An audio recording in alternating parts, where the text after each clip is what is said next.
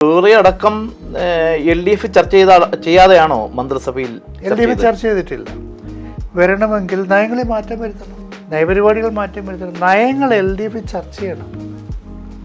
BJPയുടെ ഒരു വിശകലനം അനുസരിച്ച് അവർക്കുണ്ടായ ഈ ഒരു പരാജയത്തിൻ്റെ അടിസ്ഥാനത്തിൽ BJPക്ക് ഉള്ളിൽ തന്നെ തീവ്ര ഹിന്ദുത്വയിലേക്ക് തിരിച്ചു പോകണം എന്നൊരു ചിന്ത ഇപ്പോൾ ആ പാർട്ടി രൂപപ്പെട്ടിട്ടുണ്ട്. 100ഓളം മസ്ജിദുകളുടെ അടിയിൽ ശിവലിംഗം ഉണ്ട് എന്നുള്ളൊരു പ്രചാരണവുമായിട്ട് ഇപ്പോൾ വന്നിരിക്കുകയും അങ്ങനെ ഒരു പുതിയ അജണ്ട രൂപപ്പെടുത്തുകയും ചെയ്തു. അധികാര കേന്ദ്രങ്ങൾക്കപ്പുറം മനുഷ്യാവകാശത്തിനും ജനാധിപത്യത്തിനും വേണ്ടി ജീവിതം ഒഴിഞ്ഞുവെച്ച വ്യക്തിത്വമാണ് doctor Varghese George. Thiruvalla Marthoma college ചരിത്ര വിഭാഗം തലവൻ, വിമോചന ദൈവശാസ്ത്ര വക്താവ്, ഗ്രന്ഥകർത്താവ്, പത്രപ്രവർത്തകൻ, സോഷ്യലിസ്റ്റ് തുടങ്ങിയ നിലകളിൽ ശ്രദ്ധേയമായ വ്യക്തിത്വം. വിവിധ രാജ്യങ്ങളിലെ യൂണിവേഴ്സിറ്റികളിലടക്കം പ്രബന്ധങ്ങൾ അവതരിപ്പിച്ചു വരുന്ന പ്രഭാഷകൻ, ജനതാദൾ സെക്രട്ടറി ജനറലായി പ്രവർത്തിച്ചു. ഇപ്പോൾ രാഷ്ട്രീയ ജനതാദൾ സംസ്ഥാന സെക്രട്ടറി ജനറൽ. നിലപാടുകളിൽ ഉറച്ചു നിൽക്കുന്ന ഡോക്ടർ വർഗീസ് ജോർജുമായി ജനശബ്ദം അസോസിയേറ്റ് എഡിറ്റർ ശ്രീ ബാബു തോമസ് നടത്തിയ അഭിമുഖത്തിന്റെ 1ാം ഭാഗത്തിലേക്ക് സ്വാഗതം. ജനാധിപത്യത്തിനും സോഷ്യലിസത്തിനും വിമോചന ദൈവശാസ്ത്രത്തിനും വേണ്ടി ജീവിതം ഒഴിഞ്ഞുവെച്ച വ്യക്തിത്വമാണ് താങ്കൾ. അടിയന്തരാവസ്ഥ കാലത്ത് ജനാധിപത്യ വിദ്യാർത്ഥി പ്രസ്ഥാനത്തിൻ്റെ സംസ്ഥാന സെക്രട്ടറിയായി സേവനമനുഷ്ഠിച്ചിട്ടുള്ള താങ്കൾക്ക് അധ്യാപകനായി, ചരിത്രകാരനായി, പ്രഭാഷകനായി ലോകത്തിൻ്റെ വിവിധ ഭാഗങ്ങളിൽ ശ്രദ്ധേയനായ വ്യക്തിത്വമാണ്. ഇന്ന് രാഷ്ട്രീയ ജനതാദളിൻ സംസ്ഥാന സെക്രട്ടറി ജനറലാണ് അങ്ങ്. ഇന്ത്യൻ രാഷ്ട്രീയത്തെക്കുറിച്ച് അങ്ങയുടെ കാഴ്ചപ്പാട് എന്താണ്? ദേശീയ രാഷ്ട്രീയ ഒരു വഴിത്തിരിവിലാണ്. 18ാം ലോക്സഭാ ഇലക്ഷനിൽ BJPക്ക് ഒരു സ്റ്റണ്ണിങ് ഡിഫീറ്റ് കൊടുക്കുന്നതിന് രാജ്യത്തെ ജനങ്ങൾക്ക് സാധിച്ചിട്ടുണ്ട്. 18ാം ലോക്സഭാ ഇലക്ഷനിൽ BJP അവകാശപ്പെട്ടിരുന്നത് 400-ൽ പരം സീറ്റ് അവർക്ക് ലഭിക്കും എന്നുള്ളതായിരുന്നു.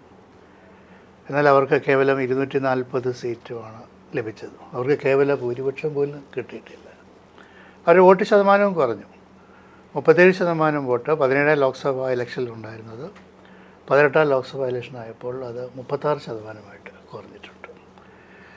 BJPക്ക് അതുകൊണ്ട് ഇപ്പോൾ ഒരു ഗവൺമെൻറ് നിലനിർത്താൻ സാധിക്കുന്നത് യാതൊരു സ്ഥിരതയും ഇല്ലാത്ത 2 കക്ഷികളുടെ പിന്തുണയോടുകൂടിയാണ്.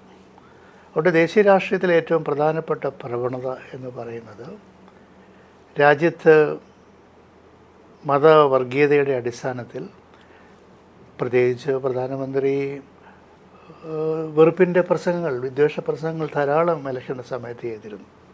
അതിനെയൊക്കെ ഇന്ത്യയിലെ ഏറ്റവും ദരിദ്രരും പാവപ്പെട്ടവരും നിസ്സരുമായ ജനങ്ങൾ അവരെ തള്ളിക്കളഞ്ഞു എന്നുള്ളതാണ് ഏറ്റവും പ്രധാനപ്പെട്ട വസ്തുത. ഇപ്പോൾ രാജ്യത്തെ നമ്മുടെ റിപ്പബ്ലിക്കിനെ റീക്ലെയിം ചെയ്യാൻ, നമ്മുടെ ഡെമോക്രസിയെ നിലനിർത്താൻ ഇവിടുത്തെ ഏറ്റവും നിരക്ഷരകുക്ഷികളായ പാവപ്പെട്ട ജനങ്ങൾക്ക് ആ ഡെമോക്രസിയിലുള്ള ഫെയ്ത്താണ് ഈ 18ാം ലോക്സഭാ ഇലക്ഷൻ കാണിക്കുന്നത്. രണ്ടാമത്തെ ഒരു പ്രധാനപ്പെട്ട പ്രത്യേകത, ഒരു പൊതു പരിപാടിയുടെ അടിസ്ഥാനത്തിൽ രാജ്യത്തെ പ്രതിപക്ഷ പ്രസ്ഥാനങ്ങൾ, കമ്മ്യൂണിസ്റ്റ് പ്രസ്ഥാനങ്ങൾ, സോഷ്യലിസ്റ്റ് പാർട്ടികൾ, പ്രാദേശിക പാർട്ടികൾ, ഇന്ത്യൻ നാഷണൽ കോൺഗ്രസ് ഉൾപ്പെടെയുള്ള പാർട്ടികളെല്ലാവരും ഒരുമിച്ച് വരികയും അഭൂതപൂർവമായ ഒരൈക്യം അവർ കെട്ടിപ്പടുക്കുകയും ചെയ്തിട്ടുണ്ട്. കേരളം മുതൽ ജമ്മു കാശ്മീർ വരെ ഇന്ത്യയിലെ 29 സംസ്ഥാനങ്ങൾ, ഇപ്പോൾ 28 സംസ്ഥാനമേ ഉള്ളൂ. ഒരു ദിവസം രാവിലെ ഒരു സ്റ്റേറ്റ് അങ്ങ് ഇല്ലാതായി ജമ്മു കാശ്മീർ. 28 സംസ്ഥാനങ്ങളിലും ഈ ഐക്യം നിലനിർത്തുകയും അത് മുന്നോട്ട് കൊണ്ടുപോവുകയും ചെയ്തു എന്നുള്ളത് ഒരു വലിയ നേട്ടമാണ്. എന്നാൽ മൂന്നാമത് ഇപ്പോൾ കാണുന്ന ഒരു പ്രവണത എന്താണെന്ന് ചോദിച്ചാൽ BJPക്ക് ഉള്ളിൽ തന്നെ അഭിപ്രായ വ്യത്യാസങ്ങൾ രൂപപ്പെട്ടിട്ടുണ്ട്. BJPയുടെ ഒരു വിശകലനം അനുസരിച്ച് അവർക്കുണ്ടായ ഈ ഒരു പരാജയത്തിൻ്റെ അടിസ്ഥാനത്തിൽ തീവ്ര ഹിന്ദുത്വയിലേക്ക് തിരിച്ചു പോകണം എന്നൊരു ചിന്ത ഇപ്പോൾ ആ പാർട്ടി രൂപപ്പെട്ടിട്ടുണ്ട്. ഗവൺമെൻറ് പോകുന്നേ പോട്ടെ, പക്ഷേ തീവ്ര ഹിന്ദുത്വയിലേക്ക് തിരിച്ചു പോയാൽ വീണ്ടും അബ്സല്യൂട്ട് മജോറിറ്റിയിലേക്ക് വരാമെന്നൊരു ചിന്ത അവർക്കുള്ളിൽ രൂപപ്പെട്ടിട്ടുണ്ട്. അതുകൊണ്ടാണ് ഏതാണ്ട് 100ഓളം മസ്ജിദുകളുടെ അടിയിൽ ശിവലിംഗം ഉണ്ട് എന്നുള്ളൊരു പ്രചാരണവുമായിട്ട് ഇപ്പോൾ വന്നിരിക്കുകയും അങ്ങനെ ഒരു പുതിയ അജണ്ട രൂപപ്പെടുത്തുകയും ചെയ്തു. പക്ഷെ അവർ മനസ്സിലാക്കാത്തൊരു വസ്തുത, ഇവിടുത്തെ ഹിന്ദു കമ്മ്യൂണിറ്റി, ഭൂരിപക്ഷ സമുദായം ഇതുപോലെ മതനിരപേക്ഷമായ മറ്റൊരു സമൂഹം ലോകത്ത് ഒരിടത്തുമില്ല. ഇവിടുത്തെ ഹിന്ദു കമ്മ്യൂണിറ്റി വളരെ സെക്കുലർ കമ്മ്യൂണിറ്റിയാണ്. നമ്മുടെ രാജ്യത്തിൻ്റെ ആദ്യത്തെ ഇലക്ഷനിൽ 1952 ഇതുപോലെയുള്ള തീവ്ര ഹിന്ദു സംഘടനകൾ സ്വന്തം സ്ഥാനാർത്ഥികളെ നിർത്തിയിരുന്നു. അന്ന് അവർക്ക് വിരലെണ്ണാവുന്ന താഴെ എം പിമാരെ മാത്രമേ ലഭിച്ചുള്ളൂ. മറ്റേ മഹാഭൂരിപക്ഷ ഹിന്ദുക്കളും അങ്ങനെയുള്ള തീവ്ര വർഗീയതയെ തള്ളിക്കളഞ്ഞ് ഇവിടുത്തെ സെക്കുലർ പാർട്ടികളെയാണ് അവർ വിജയിപ്പിച്ചത്. പ്രത്യേകിച്ച് കമ്മ്യൂണിസ്റ്റ് സോഷ്യലിസ്റ്റ് പ്രസ്ഥാനങ്ങളുടെ ഒരു നിലപാടുകളും നെഹ്റുവിൻ്റെ ഒരു മോഡേണിറ്റിയും സെക്കുലറിസവും ഗാന്ധിജിയുടെ ഒരു സെക്കുലർ സ്പിരിച്വാലിറ്റിയും എല്ലാം ഇവിടെ ഉള്ളതുകൊണ്ട് അങ്ങനെ ഒരു തീവ്ര വർഗീയതയ്ക്ക് ഇവിടെ ഒരിടം ഉണ്ടായിരുന്നില്ല. എന്നാൽ സമീപകാലത്തായിട്ട് ഒരു തീവ്ര വർഗീയതയിലേക്ക് തിരിച്ചു പോകുന്നതിനുള്ള പ്രവണതയാണ് അവർ ശ്രമിക്കുന്നത്. അത് കേവലം ഇലക്ട്രൽ പൊളിറ്റിക്സിന് വേണ്ടിയാണ്. ഇത് ഹിന്ദുമതമായിട്ട് യാതൊരു ബന്ധവുമില്ല. തെരഞ്ഞെടുപ്പ് രാഷ്ട്രീയത്തിന് വേണ്ടിയാണ് ഈ വർഗീയത ഉപയോഗിക്കുന്നത്. 1984 BJPക്ക് ലോക്സഭയിൽ കേവലം 2 സീറ്റ് മാത്രമേ ഉണ്ടായിരുന്നുള്ളൂ. എന്നാൽ 1990 ബാബറി മസ്ജിദ് ഇടിച്ചു പൊളിച്ചതിന് ശേഷമുള്ള തിരഞ്ഞെടുപ്പിൽ BJPക്ക് 110 സീറ്റ് കിട്ടി. അപ്പോൾ ഹിന്ദുത്വമായി ഉപയോഗിക്കുന്നത് അത് ഹിന്ദുമതമായിട്ട് യാതൊരു ബന്ധവുമില്ല, തിരഞ്ഞെടുപ്പ് നേട്ടങ്ങൾക്ക് വേണ്ടിയാണ് എന്ന് രാജ്യത്തെ ജനങ്ങളും ഇപ്പം തിരിച്ചറിഞ്ഞിട്ടുണ്ട്. സാർ ഈ സംസാരിച്ചപ്പോൾ ഈ NDAയിലെ ശൈഥില്യത്തിലേക്ക് പോകുന്നു എന്ന രൂപത്തിൽ ഒരു മൂവ്മെൻ്റ് ഉണ്ട് എന്ന് പറയുന്നു. അതെ, അതിനേക്കാൾ രൂക്ഷമല്ലേ ഇന്ത്യ സഖ്യത്തിലെ പ്രശ്നം? ഉദാഹരണമായിട്ട് ഡൽഹിയിൽ, ഇന്ത്യയുടെ ഭരണ തലസ്ഥാനമായിട്ടുള്ള ഡൽഹിയിൽ നടക്കുന്ന തെരഞ്ഞെടുപ്പിൽ ഇന്ത്യ സഖ്യത്തിലെ പ്രമുഖ കക്ഷിയായ കോൺഗ്രസും അതോടൊപ്പം തന്നെ AIPയും പരസ്പരം ഏറ്റുമുട്ടുന്ന ഒരു കാഴ്ച കാണുന്നു. അതെ, ഇതിനെക്കുറിച്ച് എന്താണ് സാറിൻ്റെ അഭിപ്രായം? ദേശീയ രാഷ്ട്രീയത്തെ സംബന്ധിച്ച ഇന്ത്യ സഖ്യത്തിൻ്റെ നിലപാടുകൾ വളരെ വ്യക്തമായിരുന്നു. ഒരു ഐക്യം നിലനിർത്താൻ അവർക്ക് സാധിച്ചു. പ്രത്യേകിച്ച് 543 ലോക്സഭാ സീറ്റിൽ ഏതാണ്ട് 420 ലോക്സഭാ സീറ്റിൽ 1 കാൻഡിഡേറ്റ് ഇൻ 1 കോൺസ്റ്റിറ്റ്യുവൻസി BJPക്കെതിരെ ഒറ്റ സ്ഥാനാർത്ഥിയെ നിർത്താൻ ഇന്ത്യ സഖ്യത്തിന് സാധിച്ചു. എന്നാൽ സ്റ്റേറ്റ് പോളിറ്റിക്സ് വ്യത്യസ്തമാണ്.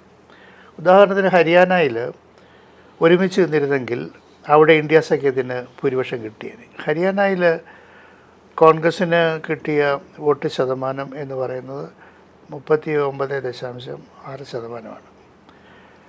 ഇന്ത്യ സഖ്യത്തിലെ മറ്റ് കക്ഷികൾക്ക് കിട്ടിയത് 39.1%. അപ്പോൾ അവർ ഒരുമിച്ച് നിന്നിരുന്നെങ്കിൽ അവിടെ ഭൂരിപക്ഷം കിട്ടിയത്. ഏതാനും സീറ്റുകളുടെ പേരിൽ തർക്കത്തിൽ വന്നതുകൊണ്ടാണ് അവിടെ പരാജയപ്പെട്ടത്. മഹാരാഷ്ട്രയിലും അതാണ് സംഭവിച്ചത്.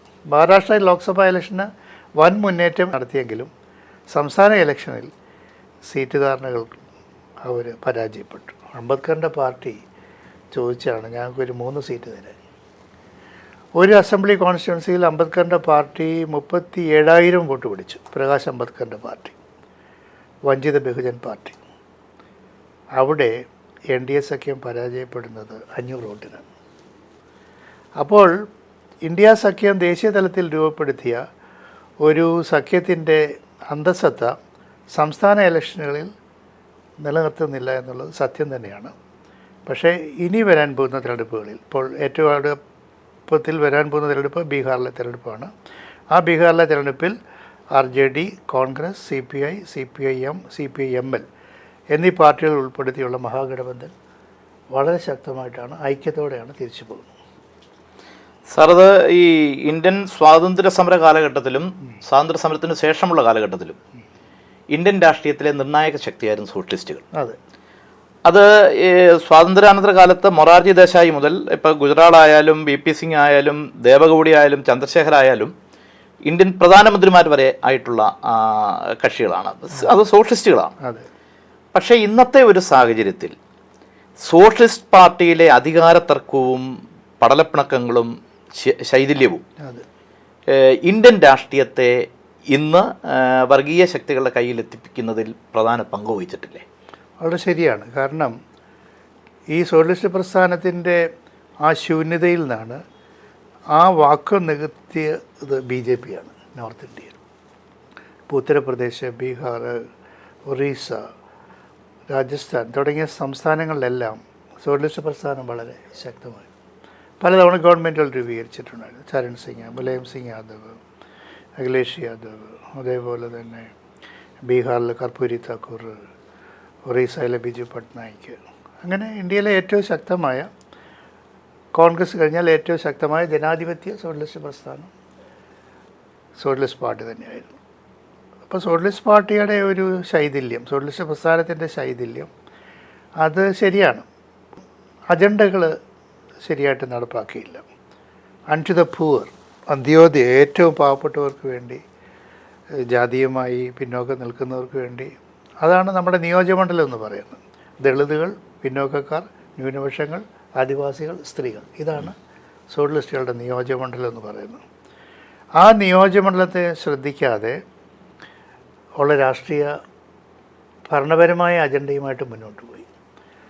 പലതവണ യു പിയിൽ അധികാരത്തിൽ വന്നു, നിരവധി തവണ ബീഹാറിൽ അധികാരത്തിൽ വന്നു. പക്ഷേ വിദ്യാഭ്യാസം ശ്രദ്ധിച്ചില്ല, ഡീസൻറ്റ് ഹൗസിങ്, അന്തസ്സുള്ള വീടുകൾ വെച്ച് കൊടുത്തിട്ടില്ല, ആരോഗ്യത്തിൽ ശ്രദ്ധിച്ചില്ല, സ്ത്രീകളുടെയും കുഞ്ഞുങ്ങളുടെയും പോഷകാഹാരത്തിൽ ശ്രദ്ധിച്ചില്ല. അതുകൊണ്ട് കേരളത്തിലെ ഇടതുപക്ഷ ജനാധിപത്യ മുന്നണി ഭൂപരിഷ്കരണം, മനുഷ്യാന്തസ് ഇതിൽ ശ്രദ്ധിച്ചതുപോലെ ഉത്തരേന്ത്യയിൽ അധികാരത്തിൽ വന്ന സോഷ്യലിസ്റ്റ് ഗവൺമെൻറ്റുകൾ ശ്രദ്ധിച്ചില്ല. അവിടെ പ്രധാനമായിട്ടും അവർ ശ്രദ്ധിച്ചത് ജാതിക്കെതിരായ പോരാട്ടമായിരുന്നു. പ്രത്യേകിച്ചും ഏറ്റവും പാവപ്പെട്ട ജാതിക്കാർക്ക് ഉയർന്ന ജാതിക്കാരുടെ മുഖത്ത് നോക്കി സംസാരിക്കാൻ അവകാശമില്ലായിരുന്നു. അപ്പോൾ അവരെ ഒന്ന് നേരെ നിർത്തി മറ്റുള്ളവരുടെ മുഖത്ത് നോക്കി മനുഷ്യാന്തസ്സോടുകൂടി സംസാരിക്കാൻ അവരെ പ്രേരിപ്പിച്ച സോഷ്യലിസ്റ്റ് പ്രസ്ഥാനമാണ്.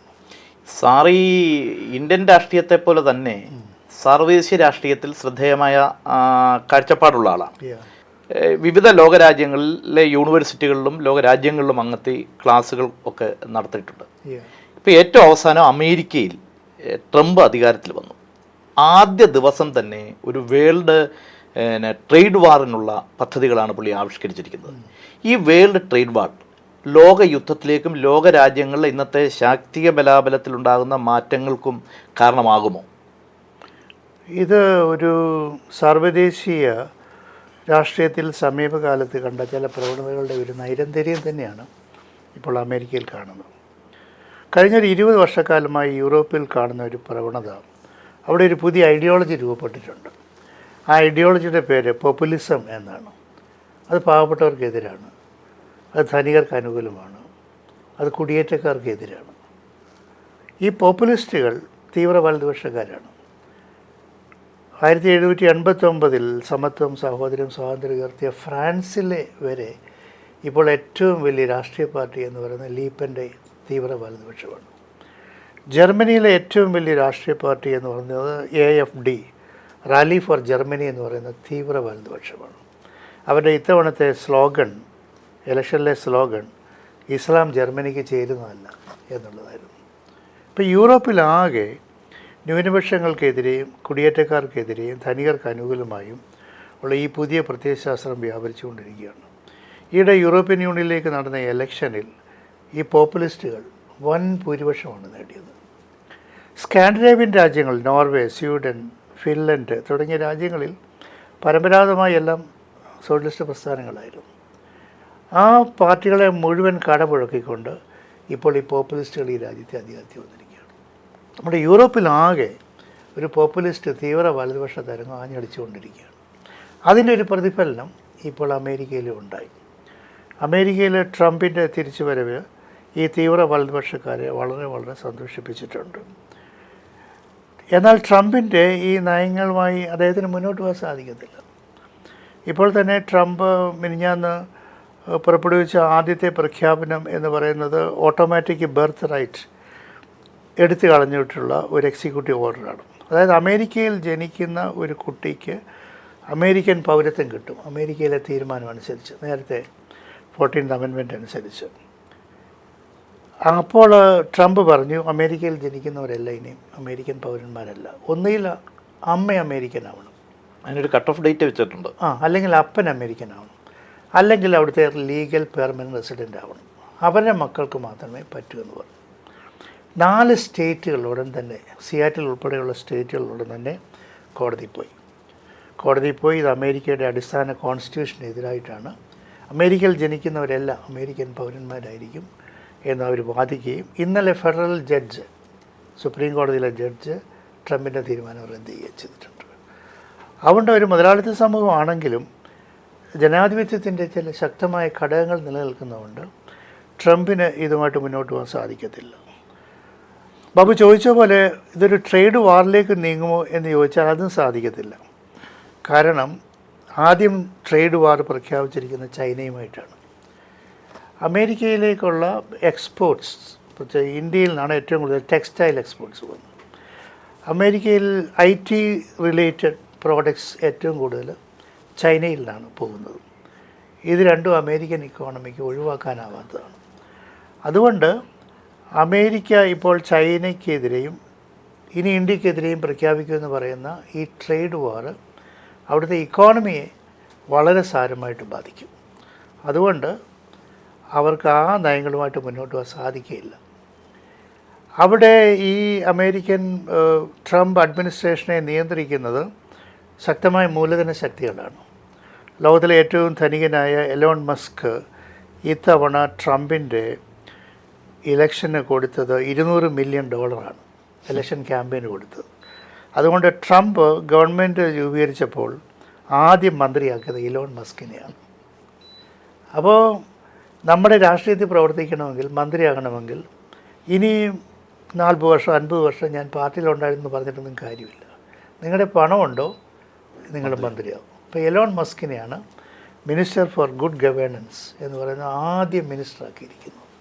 അപ്പോൾ അമേരിക്കൻ അഡ്മിനിസ്ട്രേഷനെ ഇപ്പോൾ നിയന്ത്രിക്കുന്ന ഈ മൂലധന ശക്തികളാണ്. ആ മൂലധന ശക്തികൾക്ക് എമർജിങ് കൺട്രീസ്, ഇന്ത്യ, ചൈന തുടങ്ങിയ രാജ്യങ്ങളുമായിട്ട് ഫൈറ്റ് ചെയ്ത് നിന്നാൽ അമേരിക്കയിൽ അവർക്ക് മുന്നോട്ട് പോകാൻ സാധിക്കത്തില്ല. അതുകൊണ്ട് അമേരിക്കയുടെ ട്രംപ് അഡ്മിനിസ്ട്രേഷൻ ഈ നയങ്ങൾ തിരുത്തുകയും ചൈനയുമായി ഇന്ത്യയുമായുള്ള വ്യാപാര ബന്ധങ്ങൾ പുനഃസ്ഥാപിക്കുകയും ചെയ്യേണ്ടി വരും.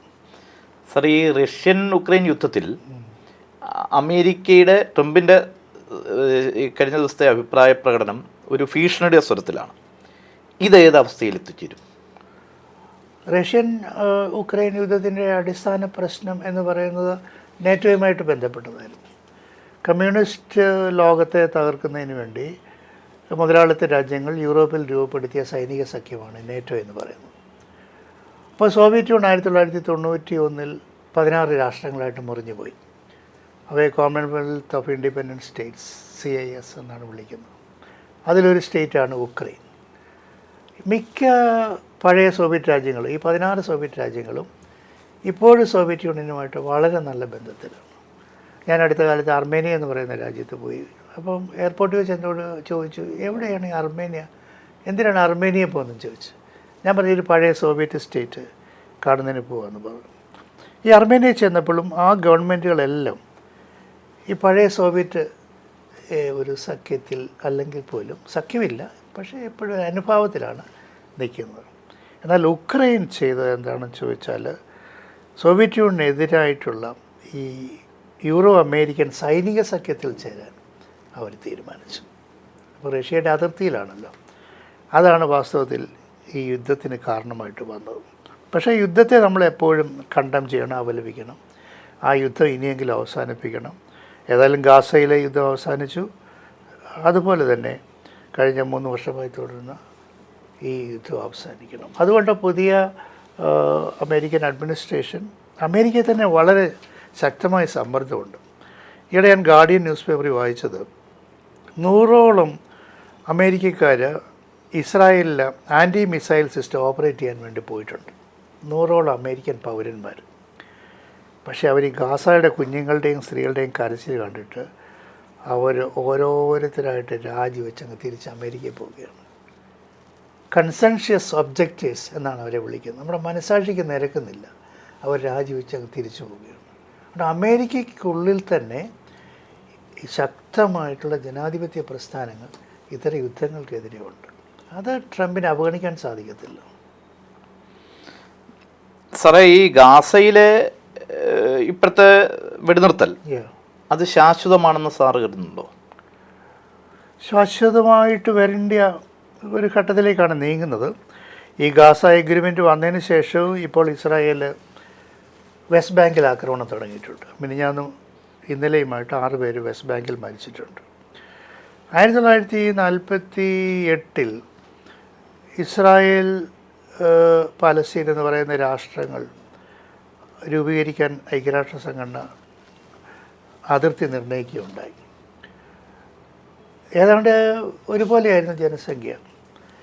എന്നാൽ അതിർത്തി നിർണ്ണയിച്ച് കഴിഞ്ഞപ്പോൾ യുണൈറ്റഡ് നേഷൻസിൻ്റെ ഉദ്യോഗസ്ഥന്മാർ തിരികെ ന്യൂയോർക്ക് ചെല്ലുന്നതിന് മുമ്പ് പലസ്തീന് വെച്ചിരുന്ന സ്ഥലങ്ങൾ കൂടി ഇസ്രായേൽ അങ്ങ് അധിനിവേശം ചെയ്തു. രണ്ട് സ്ഥലങ്ങളാണ് പലസ്തീൻകാർക്ക് വേണ്ടി മാറ്റിവെച്ചത്. ഒന്ന് വെസ്റ്റ് ബാങ്കും ഒന്ന് ഗാസ. ഇപ്പോൾ ഗാസയിലെ അധിനിവേശം പൂർത്തിയാക്കി കഴിഞ്ഞിരിക്കുന്നു. ഇപ്പോൾ ഇനി അവശേഷിക്കുന്ന വെസ്റ്റ് ബാങ്ക് മാത്രമാണ്. ഇപ്പോൾ വെസ്റ്റ് ബാങ്കിലും ആക്രമണം തുടങ്ങിയിട്ടുണ്ട്. പക്ഷേ ലോക മനസ്സാക്ഷി യുണൈറ്റഡ് നേഷൻസ് വളരെ ശക്തമായ നിലപാടെടുത്തത് കൊണ്ടാണ് ഒരു ഘട്ടത്തിൽ 2 രാഷ്ട്രം എന്നുള്ള ആശയങ്ങൾ രൂപപ്പെട്ടത്. ഇന്ന് ലോകത്തിലെ 193 രാഷ്ട്രങ്ങളിൽ മഹാഭൂരിപക്ഷം രാഷ്ട്രങ്ങളും ഈ ഗാസയിലെ പ്രശ്നത്തിൻ്റെ പശ്ചാത്തലത്തിൽ 2 നേഷൻ തിയറി, പലസ്തീൻകാർക്ക് സ്വതന്ത്രമായിട്ടൊരു രാഷ്ട്രം, കുറച്ച് സ്ഥലമേ അവർക്കുള്ളൂ, എങ്കിലും അവർക്ക് സ്വതന്ത്രമായ രാഷ്ട്രം. വേറെ അടക്കം LDF ചർച്ച ചെയ്യാതെയാണോ മന്ത്രിസഭയിൽ? LDF ചർച്ച ചെയ്തിട്ടില്ല. വരണമെങ്കിൽ നയങ്ങളിൽ മാറ്റം വരുത്തണം, നയപരിപാടികൾ മാറ്റം വരുത്തണം. നയങ്ങൾ LDF ചർച്ച ചെയ്യണം. 3ാമത് LDF ഭരണം വരും എന്ന് സാർ ധരിക്കുന്നുണ്ടോ? പാവപ്പെട്ടവർക്കും സാധാരണക്കാർക്കും അനുകൂലമായിട്ട് നയങ്ങൾ തിരിച്ചു കൊണ്ടുവരണം.